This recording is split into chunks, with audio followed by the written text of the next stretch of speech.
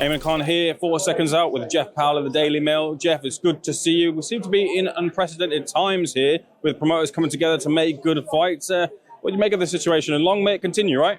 Oh yes, it's good for the game that Frank Warren and Eddie Hearn have been forced together. The reason for it, we all know. But if it's produced a more harmonious, more amusing and more productive result, then I'm very happy about it, because fights are now not being stopped because of the envy and rivalries of promoters. It doesn't only apply to Frank and Eddie. It's been going on a long time, and it's stopped a lot of good fights. It's going on in the United States at the moment, and in some ways, not just with Saudi's money coming in, but in some ways you're beginning to question whether the USA is still the mecca of boxing. We all relish some great fights in Vegas and Madison Square Garden, but the big fights are now happening elsewhere because someone's been prepared to pay the cost for it. Some fighters thought they were worth more than they were being offered. Some made an excuse to get out the most dangerous fights because they said they weren't getting enough. Well, that excuse has been taken away, especially in the heavyweight division. I don't think it was any excuse going to be made by Beterbiev or Bivol. But just in case, either was likely to think maybe not yet, like Beterbiev's getting old and Bivol could wait. The way Canelo outweighted Golovkin, then it's better for the game. How long do you feel that this is likely to continue? The Saudis seem to have an endless pot of resource for it to continue, but a lot depends on also Hearn and Warren getting together. I spoke to Eddie Hearn and said, "Are you in the running for anti-Yard?" And he goes, "No, look, we don't want to rock the boat right now with Frank Warren. We want to keep this going. So we're not going to rock the boat with Frank in signing Anthony." But do you feel that because they're, really kind of looking to cement this relationship to make the fights happen, that this can continue on, even though promoters have been at other ends of each other in history? Well, I guess people will try and sign each other's fights, but I've not seen any convincing signs that Yard was going to move to Matchroom. There was talk because it would have made a fight. Well, that fight can now be made whoever you want to talk about in either camp. There's no need to disrupt someone else's business now to improve your own, and in so doing, shut down the possibility of other fights than the one you're thinking of, after which then what do you do with the losing fighter? That's not a very good idea either. It's probably best if the very best fighters are promoted separately. It's even better that you can reach a situation in which the two main promoters, Frank and Eddie, talk to each other sensibly and occasionally with a certain amount of irony and put these fights on. And I say the reason to do so is money. So I think the boxing public need to be grateful that Beterbiev-Bivol is taking place.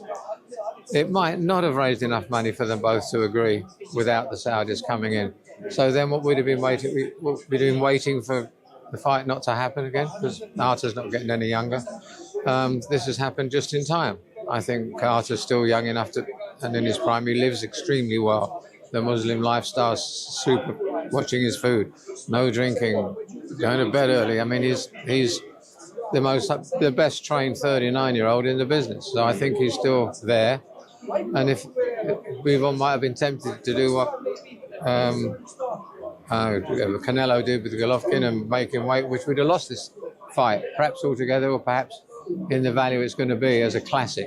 This is the light heavyweight classic to rival some of the great old classics at middleweight and at heavyweight of the old days. This is one of the two great fights of our time at the moment, with Usyk and Fury and this, and thank goodness it's taking place.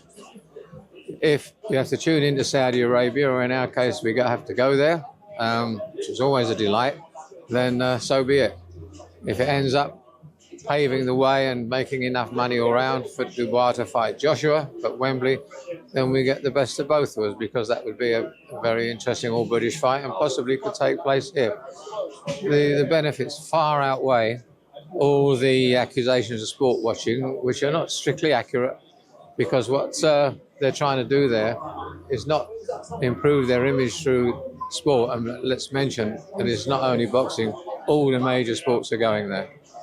It's not, sports washing doesn't do it justice. They're trying to create life after oil by creating tourism But I did say to them, if you want the great British and United States and German tourist market, you better start letting us have it a drink.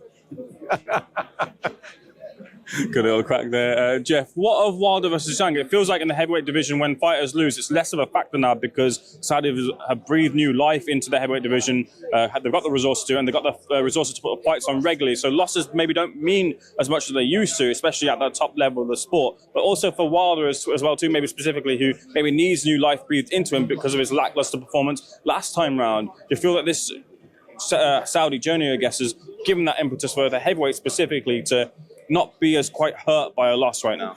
It's always been an absolute nonsense that you could lose one fight and suddenly you're no longer any good, that you're suddenly out of the picture, that suddenly he faces a long haul back to the top of the mountain.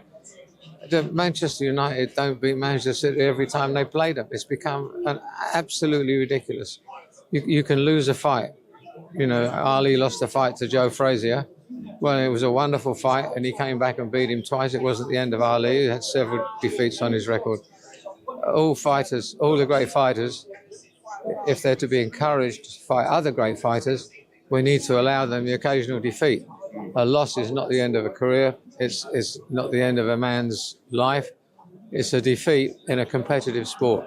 And I've always been aghast at the fact that what are you going to only have undefeated fighters fighting each other?